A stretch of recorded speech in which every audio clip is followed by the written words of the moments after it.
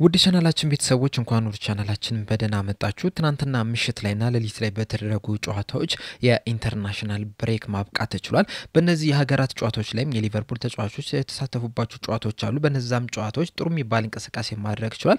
በዛሬው ቆይታችንም በእነዚህ የሀገራት ጨዋታዎች ላይ የሊቨርፑል ተጫዋቾች እንቅስቃሴን የምንመለከት ይሆናል። በተለይ ደግሞ በአራት ተጫዋቾች ላይ አተኩረን የምናነሳው ነገር ይኖረናል። እስከ መጨረሻው ደቂቃ ድረስ አብራችሁን ቆይታችሁ እንድትከታተሉት በአክብሮት ተጋብዛለሁ። እናንተስ በእነዚህ ሀገራት ጨዋታዎች ላይ የትኛውን ተጫዋች አስደመማችሁ የሚለውን ነገር እዚህ ኮሜንት ሴክሽን ላይ በመጻፍ አሳውቁኝ። ሰብስክራይብ ያላደረጋችሁ ሰብስክራይብ ያደረጋችሁ የቻናሉ ቤተሰብ እንድትሆኑም በአክብሮት እጠይቃለሁ። አሁን በቀጥታ ወደ ያዝነው ጉዳይ የምናመራ ይሆናል። በመጀመሪያ የምንመለከተው የወዳጅነት ጨዋታዎችን ይሆናል። በኢንተርናሽናል ብሬክ ወቅት የሊቨርፑል 3 ተጫዋቾች በወዳጅነት ጨዋታዎች ላይ መሳተፍ ችሏል። እነዚህን ተጫዋቾች ስንመለከት በመጀመሪያ ላይ የምናገኘው ዋታሮ ኤንዶን ነው። ጃፓን ከቦሊቪያ ጋር ባደረገችው ጨዋታ ሙሉ 90 ደቂቃ መጫወት ሲችል 7.0 ሬቲንግ ተሰጥቶታል። በእርግጥ ጃፓን 2 ጨዋታዎችን ነበር ማድረግ የቻለችው በዚህ ኢንተርናሽናል ብሬክ ወቅት፣ ነገር ግን በመጀመሪያው ጨዋታ ላይ መሳተፍ አልቻለም ነበር። በሁለተኛው ጨዋታ ላይ ግን ሙሉ 90 ደቂቃ መጫወት ይችላል። ከጨዋታው በኋላም በሰጠው አስተያየት በሊቨርፑልም ይሁን በጃፓን ብሔራዊ ቡድን የማገኘው ደቂቃ የሚጫወትበት ደቂቃዎች አናሳ መሆናቸው አላስደሰተኝም የሚል አስተያየትን ሰጥቷል። እና ወደ ሊቨርፑል ተመልሼም ጠንካራን ስራ መስራት ይጠበቅብኛል የሚል አስተያየትን ሰጥቷል። በእርግጥ በዚህ የውድድር ዘመን ብዙ የመጫወቻ እድል እየተሰጠው አይደለም የሚገኘው ዋታሮ ኤንዶ። በእርግጥ በሊግ ካፕ ጨዋታዎች ሁለቱም ላይ በቋሚነት መጀመር ችሏል። ከዛ ውጭ ግን በፕሪሚየር ሊጉ የሚሆን በሻምፒዮንስ ሊጉ ያን ያህል የመጫወቻ እድል እየተሰጠው አይደለም የሚገኘውና በዛም ደስተኛ አልሆነም። ሌላኛው የወዳጅነት ጨዋታ ያደረገችው ሀገር ደግሞ አርጀንቲና ነች። አርጀንቲና ከአንጎላ ጋር ባደረገችው ጨዋታ 2-0 በሆነ ውጤት ማሸነፍ ችላለች። በዚህ ጨዋታ ላይም አሌክሲስ ማካሊስተር 85 ደቂቃዎችን መጫወት ሲችል 7.2 ሬቲንግም ተሰጥቷል። ሌላኛው የወዳጅነት ጨዋታ ያደረገችው ሀገር ደግሞ ግብጽ ነች። የግብጽ ብሔራዊ ቡድን በወዳጅነት ጨዋታ ከኡዝቤኪስታን ጋር ባደረገችው ጨዋታ በ2-0 በሆነ ውጤት ተሸንፋለች። በዚህ ጨዋታ ላይም የሊቨርፑል ተጫዋች ሆነ መሐመድ ሳላህ ሙሉ 90 ደቂቃ መጫወት ችሏል። በመቀጠል የምንመለከተው ደግሞ ለዓለም ዋንጫ ለማለፍ የተደረጉትን ጨዋታዎች ይሆናል። በመጀመሪያ የምንመለከተው የስዊድን ብሔራዊ ቡድንን ይሆናል። የስዊድን ብሔራዊ ቡድን በዚህ ኢንተርናሽናል ብሬክ ወቅት 2 ጨዋታዎችን ማድረግ ችሎ ነበረ። ከስዊዘርላንድና ከስሎቬኒያ ጋር ባደረጉት ጨዋታ በስዊዘርላንድ 4-1 በሆነ ውጤት መሸነፍ ሲችሉ በዚህ ጨዋታ ላይም አሌክሳንደር ኢሳቅ 63ኛው ደቂቃ ላይ ተቀይሮ በመግባት 28 ደቂቃዎችን መጫወት ችሏል። 6.5 ሬቲንግም ተሰጥቶታል። በሁለተኛው ከስሎቬኒያ ጋር ባደረገችው ጨዋታ ግን አሌክሳንደር ኢሳቅ ምንም አይነት ደቂቃ መጫወት አልቻለም። አንዳቻ በሆነ ውጤት ነበር መጠናቀቅ የቻለው። በአጠቃላይ ባደረገቻቸው የምድብ ቢ ጨዋታዎች 4ኛ ደረጃን ይዛ ማጠናቀቅ ችላለች በሰበሰበቻቸው 2 ነጥቦች ብቻ።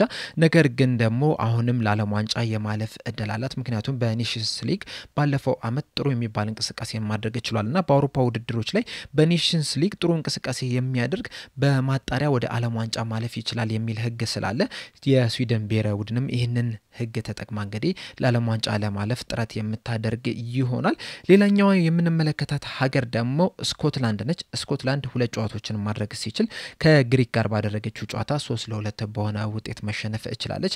በጨዋታው ላይም አንዲ ሮበርትሰን ሙሉ 90 ደቂቃ መጫወት ሲችል አንድ ኳስም አመቻችቶ ማቀበልም ችሏል። 6.3 ሬቲንግም የተሰጠው ተጫዋችም ሆኗል። ትናንትና ምሽት ላይ ደግሞ ከዴንማርክ ጋር ባደረገችው ጨዋታ 4-2 በሆነ ውጤት ማሸነፍ ችላለች። በጨዋታው ላይም አንዲ ሮበርትሰን ሙሉ 90 ደቂቃ መጫወት ሲችል 7.1 ሬቲንግም ተሰጥቶታል። ይህ ጨዋታ እንግዲህ በጣም አስደናቂና 6 ጎሎች የታጀበ ጨዋታ ነው የነበረው። በጨዋታው ላይ እንግዲህ ስኮትላንዶች ነበሩ በስኮት ማክቴሚና የ3ኛ ደቂቃ ምርጥ ግብ 1-0 መምራት የቻሉት። ከዛ 57ኛው ደቂቃ ላይ ዴንማርኮች ባገኙት ፍጹም ቅጣት ምት ተጠቅመው ሆይላንድ ጎል አስቆጥሮ አንዳቻ መሆን ችሏል። እቺንም ፔናልቲ ከተመለከተን ሊቨርፑል ከብሬንትፎርድ ጋር ያደረጉትን ጨዋታ የሚያስታውሰን ይሆናል። በተለይ ብሬንትፎርዶች 3ኛዋን ግብ ሲያስቆጥሩ በፔናልቲ ነበር ማስቆጠር የቻሉትና ቨርጂል ቫን ዳይክ የሰራውን አይነት ፋውል ሆና ነበር የተመለከቱት። መስመር ላይ ነበረች እቺ ፋውል የተሰራችው። አንዲ ሮበርትሰንም ነበር ፋውሉን መስራት የቻለውና ዴንማርኮች አንዳቻ መሆን ችሎ ነበር። ከዛም በኋላ ሻንክላንድ ለስኮትላንድ 2ኛ ግብ ማስቆጠር ችሎ ለአንድ መምራት ችሎ ነበር። ከዛ የማንቸስተር ዩናይትድ ዶርጉ 82ኛው ደቂቃ ላይ አስቆጥሮ ዴንማርክን 2-0 ማድረግ ቻለ። ከዛ ቴርኒ 93ኛው ደቂቃ ላይ ማክሊን 98ኛው ደቂቃ ላይ ባስቆጠሯቸው ግቦች ስኮትላንዶች 4-2 በሆነ ውጤት ማሸነፍ ችሏል። ከ28 ዓመታትም በኋላ ለመጀመሪያ ጊዜ ወደ ዓለም ዋንጫ ማለፍም በጣምም አስደናቂ ምሽትም ሆኖ ማምሸት ችሏል። በዚህ ዙሪያም እንግዲህ አንዲ ሮበርትሰን በሰጠው አስተያየት በጣም ደስ የሚልን ነገር ነው እያሳለፈን የምንገኘው በብሔራዊ ቡድን ደረጃ ለዓለም ዋንጫ ማለፍ ማለት በጣም ትልቅ ትርጉም ያለው ነውና እኔም ብሔራዊ ቡድኔን ወክዬ ለዓለም ዋንጫ እንድታልፍ ማድረጌ በጣም አስደስቶኛል። ሁሉ ጊዜም ልጅ ስትሆን ማለት ነው በልጅነት ሀገርህን ለዓለም ዋንጫ ማሳለፍ ህልምህ ነበር የሚሆነውና አሁን ህልሜን እየኖርኩ ነው ያለሁት በጣም ደስተኛ ነኝ የሚል አስተያየትንም ሰጥቷል። በዛውም እንግዲህ ዲያጎ ጆታንም ማንሳትም ችሎ ነበር። በ2022 የዓለም ዋንጫ ላይ ዲያጎ ጆታ በጉዳት ምክንያት እኛም ደግሞ ኳሊፋይ ባለማድረጋችን ምክንያት እንግዲህ አላለፍንም ነበርና ከዛ በኋላም ዲያጎ ጆታ ላንተ ሲባል ስኮትላንድ ለዓለም ዋንጫ ብታልፍ ደስ ይለኛል የሚል አስተያየትን ሰጥቶኝ ነበርና አሁን ላይ እንግዲህ ለዓለም ዋንጫ ማለፍ ይችላል። በዛም በጣም ደስተኛ ነኝ።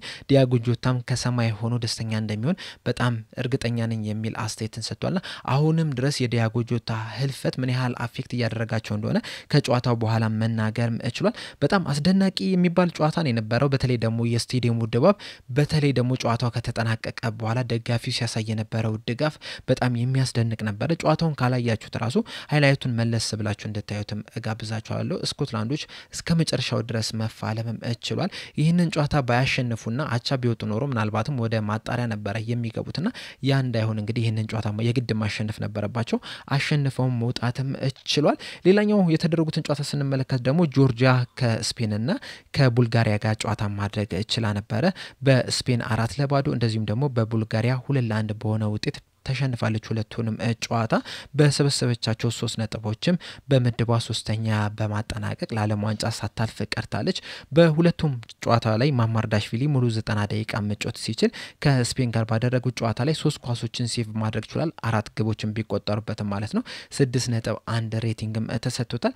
ከቡልጋሪያ ጋር 2 ጎሎች ተቆጥሮበታል። 1 ኳስ ግን ማዳን ይችላል። እናም በጨዋታው ላይ 5.4 ሬቲንግም የተሰጠው ተጫዋች ሆኗል። በአጠቃላይ ባደረጋቸው 2 ጨዋታዎች ላይ ደስ የሚል ጊዜን አሳልፏል ማለት አንችልም። ሌሎኞቹ በዚህ በኢንተርናሽናል ብሬክ ወቅት ደስ የማይል ጊዜን ያሳለፉት ደግሞ የሃንጋሪ ተጫዋቾች የሆኑት ሳቡዝላይና ሚሎስ ኪርኬዝ ናቸው። በዚህ የኢንተርናሽናል ብሬክ ወቅት 2 ጨዋታዎችን ማድረግ ችለው ነበር። ከአርሜኒያ ጋር ባደረጉት ጨዋታ 1-0 በሆነ ውጤት ማሸነፍ ችሏል። ይህንን ጨዋታ ሲያሸንፉ ሳቡዝላይ አሲስት ማድረግም ችሏል። በጨዋታው ላይም 8.3 ሬቲንግም ተሰጥቶታል። ሙሉ 90 ደቂቃም ተጫውቷል። ሚሎስ ኪርኬዝ በበኩሉ 83 ደቂቃዎችን መጫወት ሲችል 7.5 ሬቲንግም የተሰጠው ተጫዋች ሆኗል። ሌላኛው ያደረጉት ጨዋታ ደግሞ ከአየርላንድ ጋር ነበር። ይህንን ጨዋታ ሃንጋሪዎች 2-1 በሆነ ውጤት መምራት ችለው ነበር። ነገር ግን በመጨረሻዎቹ ደቂቃ በተቆጠሩባቸው 2 ግቦች 3-2 በሆነ ውጤት ተሸንፏል። በዚህም ምክንያትም ለዓለም ዋንጫ ሳያልፉ መቅረትም ችሏል። 3ኛ ደረጃን ይዞ በማጠናቀቃቸው ምክንያት ማለት ነው። ነገር ግን በጨዋታው ላይ ሳቡዝላይም ኪርኬዝም ጥሩ የሚባል እንቅስቃሴን ማድረግ ችሏል። ሳቡዝላይ ሙሉ 90 ደቂቃ መጫወት ሲችል 1 ኳስ አመቻችቶ ማቀበል ችሏል። 8.8 ሬቲንግም ተሰጥቶታል። ኪርኬዝ በበኩሉ በ90 ደቂቃ 8.0 ሬቲንግ ተሰጥቶታል። 1 አሲስት ማስመዝገብም የቻለ ተጫዋች ሆኗልና እንደ ሀገር ሃንጋሪ ጥሩ የሚባል ጊዜን ባታሳልፍም በተጫዋች ብቻ ከተመለከትን ግን ሚሎስ ኪርኬዝም ሳቡዝላይም ድንቅ የሚባልን ጊዜን ማሳለፍ ችሏል። ከጨዋታው በኋላም እንግዲህ ሳቡዝላይ ሲያለቅስ መመልከት ችለናል። በጣም ልብ ሰባሪ የሆነ ሞመንት ነበር ስንመለከት የነበረው። ምክንያቱም ሀገሩን ለዓለም ዋንጫ ለማሳለፍ በጣም ከፍተኛ ጥረት ማድረግ የሚችል ነበር። ሳቡዝላይ የቻለውን ያህል ጥረት አድርጎ ነበር። ነገር ግን በስተመጨረሻ ጎሎችን ማስቆጠር ባለማቻላቸው ምክንያት አየርላንዶች 3-2 በሆነ ውጤት አሸንፈው ወደ ዓለም ዋንጫ ማለፍ ችለዋል። በመቀጠል ፈረንሳይን ስንመለከት ደግሞ ፈረንሳይም 2 ጨዋታዎችን ማድረግ ችላ ነበር ከዩክሬንና ከአዘርባይጃን ጋር። ከዩክሬን ጋር ባደረገችው ጨዋታ 4-0 በሆነ ውጤት ማሸነፍ ሲችል ሂጎ ኤኬቴኬ 67ኛው ደቂቃ ላይ ተቀይሮ በመግባት 23 ደቂቃዎችን መጫወት ችሏል። በጨዋታው ላይም 1 ግብ ማስቆጠርም ችሏል። 8.2 ሬቲንግ የተሰጠው ተጫዋች ሆኗል። ሌላኛው የሊቨርፑል ተጫዋች ሆነው ኮናቴ ደግሞ ተቀይሮ መግባትም አልቻለም ነበር በዚህ ጨዋታ ላይ። ሌላኛው ጨዋታ ላይ ግን ከአዘርባይጃን ጋር ባደረገችውና 3-1 በሆነ ውጤት ባሸነፈችው ጨዋታ ላይ ሂጎ ኤኬቴኬ ሙሉ 90 ደቂቃ መጫወት ሲችል 6.7 ሬቲንግም ተሰጥቶታል። እንደዚሁም ደግሞ ኮናቴ ሙሉ 90 ደቂቃ መጫወት ችሏል። እንደዚሁም በአምበልነትም የፈረንሳይ ብሔራዊ ቡድንንም መምራትም ችሏል። በጨዋታው ላይም 7.7 ሬቲንግም የተሰጠው ተጫዋች ሆናለች። ፈረንሳይም ለዓለም ዋንጫ ማለፏን ያረጋገጠች ሌላኛዋ ሀገርም መሆን ችላለች። ሌላኛው የምንመለከታት ሀገር ደግሞ ኖርዘርን አየርላንድ ነች። ኖርዘርን አየርላንድ ከስሎቫኪያና ከሉክሰምበርግ ጋር በኢንተርናሽናል ብሬክ ወቅት ጨዋታ ማድረግ ችላ ነበር። ከስሎቫኪያ ጋር ባደረገችው ጨዋታ 1-2 በሆነ ውጤት መሸነፍ ስችል በጨዋታው ላይ 90 ደቂቃዎችን መጫወት ችሏል። 6.4 ሬቲንግም የተሰጠው ተጫዋች ሆኗል። ከሉክዘምበርግ ጋር ባደረገችውና 1-2 ባሸነፈችበት ጨዋታ ደግሞ 46 ደቂቃዎችን መጫወት ሲችል 6.7 ሬቲንግም ተሰጥቶታል። የኖርዘርን አይርላንድ ብሔራዊ ቡድን ልክ እንደ ስዊድን ሁሉ በምድብ ጨዋታዎች በቀጥታ ወደ ዓለም ዋንጫ ማለፍ አልቻለችም። ነገር ግን ደግሞ በኔሽንስ ሊግ ጥሩ ጨዋታ ማድረጓን ተከትሎ ሶስተኛ ይዛ ብታጠናቅቅም ለዓለም ዋንጫ ለማለፍ የመጣሪያ ጨዋታዎችን የምታደርግ ይሆናል። እንደዚሁም ደግሞ ሌላኛው የምንመለከታት ሀገር ኔዘርላንድ ነው። ኔዘርላንድ ከፖላንድና ከሉትቪያ ጋር ጨዋታ ማድረግ ችላ ነበር። ከፖላንድ ጋር ባደረገችው ጨዋታ አንዳቻ በሆነ ውጤት ማጠናቀቅ ችላለች። በጨዋታው ላይም ኮዲ ጋክፖ ሙሉ 90 ደቂቃ መጫወት ሲችል 6.9 ሬቲንግ ተሰጥቶታል። ግራቨንበርግ 89 ደቂቃዎችን ተጫውቶ 7.1 ሬቲንግ ተሰጥቶታል።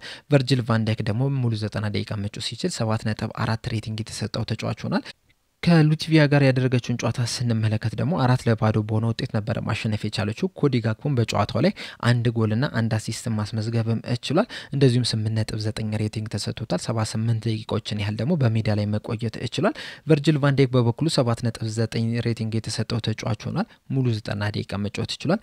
ራያን ግራቨንበርግ ግን በጨዋታው ላይ ምንም አይነት ደቂቃ መጫወት ያልቻለ ተጫዋች ሆኗል። ሌላኛው በኢንተርናሽናል ብሬክ ወቅቱ ለጨዋታዎችን ማድረግ የቻለችው ደግሞ ጀርመን ነች። ጀርመን ከሉክዘምበርግ እና ከስሎቫኪያ ጋር ጨዋታ ማድረግ ችላ ነበረ። የሊቨርፑል ተጫዋች ሆነው ፍሎሪን ቪርትስን በሁለቱ ጨዋታዎች ላይ ኢንቮልቭ ማድረግ ችሏል። ከሉክዘምበርግ ጋር ባደረገው ጨዋታ 90 ደቂቃ መጫወት ሲችል 2-2 በሆነ ውጤት ማሸነፍ ችለዋል። 7.9 ሬቲንግም ተሰጥቶታል። አንድ ቻንስም ክሬት ማድረግ የቻለ ተጫዋች ሆኗል።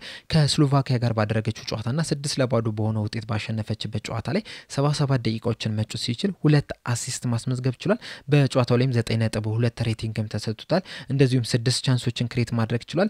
ከነዚህም ቻንሶች 3ቱ ቢግ ቻንስ ነው የነበሩት። በአጠቃላይ የሊቨርፑል ተጫዋቾች የተሳተፉባቸው ጨዋታዎች እነዚህን ይመስሉ ነበረ። በእነዚህ ጨዋታዎች ላይ ግን እነ ፍሎሪን ቪርትስ፣ ሂጎ ኤኪቲኬና ኮነር ብራድሊ ለየት ያለ ነገርን ሲያደርጉ መመልከት ችለናል። እንደዚሁም ደግሞ አንዲ ሮበርትሰንም በጣም ምርጥ የሚባልን ጊዜን ማሳለፍ ችሏልና በተለይ እነዚህ 3 ተጫዋቾች የመጀመሪያዎቹን የጠቀስኩላችሁ ተጫዋቾች ስንመለከት በተለይ ደግሞ በኢንተርናሽናል ብሬክ ወቅት የተጫወቱባቸውን ቦታዎች ብቻ ስንመለከት ከዚህ በፊት በምናውቃቸው ቦታዎች ላይ አይደለም ሲጫወቱ የተመለከትናቸው። አሁን ለምሳሌ ፍሎሪን ቪርትስን ብንመለከት በጀርመን ብሔራዊ ቡድን በሁለቱም ጨዋታዎች ላይ የተጫወተበት ቦታ በግራ ክንፍ ቦታ ነበረ መጫወት የቻለው። በሊቨርፑል በኩል እንግዲህ ያለፉትን 2 ጨዋታዎች ከዛ እየተነሳ ነበር ሲጫወት የነበረው። በተለይ ደግሞ ከሪያል ማድሪድ ጋር በጣም ምርጥ የሚባል እንቅስቃሴ ማድረግ ሲችል ተመልክተናል። እንደዚሁም ደግሞ ብዙ ቦታዎችንም ከቨር ማድረግም ሲችል ተመልክተናል። እንደዚሁም ከማንቸስተር ሲቲ ጋር በተደረገው ጨዋታ ከዛ ቦታ እየተነሳ ነበር ሲጫወት የነበረውና በጀርመን ብሔራዊ ቡድንም ከዚህ ቦታ እየተነሳ ሲጫወት መመልከት ችለናል። በተለይ ደግሞ ከስሎቫኪያ ጋር ባደረገችውና 6-2 በሆነ ውጤት ባሸነፈችበት ጨዋታ ላይ በጣም ምርጥ የሚባል እንቅስቃሴን ሲያደርግ ተመልክተናል። 6 ቻንሶችን ክሬት ማድረግ ችሏል። 3 ቢግ ቻንሶችንም ክሬት ማድረግ ችሏልና ምናልባትም ከዚህ በኋላ የዚህ ተጫዋች ቦታ ይህ ነው ሊባል የሚችልበት እድል አለ እየተባለ ይገኛል። በተለይ ሊቨርፑል ከዚህ በኋላ ይህንን ተጫዋች በግራ ክንፍ በኩል እየተነሳ እንዲጫወት ሊያደርጉት ይችላሉ። እናም የሊቨርፑል የመሃል ቦት ስፍራ ተጫዋቾችን በሳቡዝ ላይ ግራቨንበርግና ማካሊስተር ከቨር ያደርጉና የፍሎሪን ቪርትስ ቦታ ደግሞ በግራ ክንፍ አድርገው ፍሎሪን ቪርትስ ነፃ ሚና እንዲሰጠው ሊያደርጉ ይችላሉ የሚል ነገር እየተነሳ ነው የሚገኙና በጣም ለየት ያለ ቦታ መጫወት ይችላል። እንደዚሁም ለሊቨርፑልም ትልቅ ጥቅም ይሰጣል ብዬ አስባለሁ። ምክንያቱም ያለፉትን 2 ጨዋታዎች በሊቨርፑል ከዛ ቦታ እየተነሳ ነው ሲጫወት የነበረውና አሁንም በጀርመን ከዛ ቦታ እየተነሳ እየተጫወተ ነው የሚገኙና ጥሩ ልምድ እንዲሆነው ያንን ቦታም እንዲላመድ ያደርገዋል ብዬ አስባለሁ። ሌላኛው ለየት ያለ ቦታ መጫወት የቻለው ደግሞ ብራድሊ ነው። በተለይ ደግሞ ከስሎቫኪያ ጋር ባደረገችው ጨዋታ ላይ ኖርዘርን አይርላንድ የተጫወተበትን ቦታ ስንመለከተው በዲኤም ቦታ ነበር መጫወት የቻለው ወይም ደግሞ የተከላካይ አማካኝ የመሃል ሜዳ ተጫዋች ሆኖ ነበር ሲጫወት መመልከት የቻለው። በእርግጥ በጨዋታው ላይ 6.4 ሬቲንግ ነው የተሰጠው።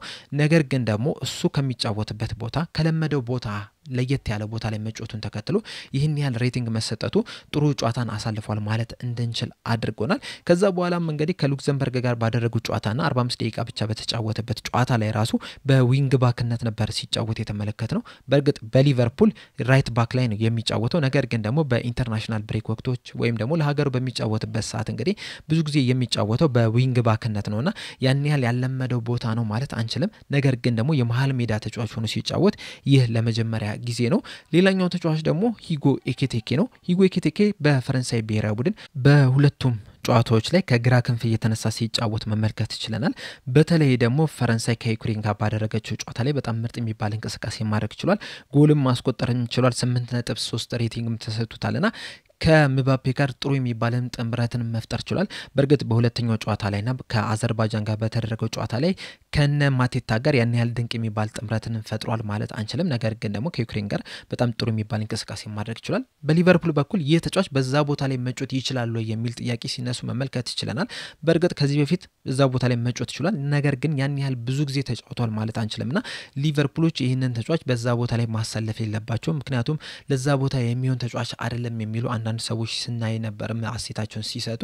ነገር ግን በዚህ ኢንተርናሽናል ብሬክ ወቅት ግን በሁለቱም ጨዋታዎች ላይ ያሳየው እንቅስቃሴ ለአሰልጣኝ አርነ ስሎት ትልቅ እፎይታ የሚሰጥ ይመስለኛል። በተለይ ደግሞ በጣም ብዙ ሰዎች አሌክሳንደር ኢሳቅ በቋሚነት መጀመር አለበት የሚል ጥያቄ እየተነሳ ነው የሚገኘውና እሱም በቋሚነት የምናደርግ ከሆነ ሂጎ ኤኪቲኬን ወደ ቤንችነት ማውረድ ደግሞ ጥሩ አይመስለኝም። ምክንያቱም ሂጎ ኤኪቲኬ ዘንድሮ ሲዝን ላይ ጥሩ የሚባል እንቅስቃሴን እያደረገ ነው የሚገኘውና ሁለቱንስ እንዴት ነው ማጣመር የሚቻለው የሚል ጥያቄም ሲነሳ ነው የነበረውና በእነዚህ ሁለት ጨዋታዎች ላይ ግን ሁለቱን እንዴት ማጣመር እንዳለባቸው ፍንጭ ያዩበት ይመስለኛልና ከዚህ በኋላ ምናልባትም ሊቨርፑሎች ይህንን ተጫዋች እዛ ቦታ ላይ በተደጋጋሚ ሲጫወት ልንመለከት የምንችልበት እድል አለ ብዬ አስባለሁ።